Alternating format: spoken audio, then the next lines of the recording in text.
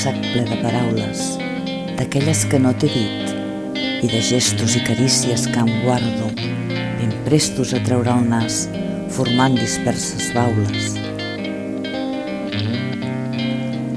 M'encadenen i m'ofeguen, sense límits. Són onades dins d'un mar que no s'atura, que gira i es regira sense mesura.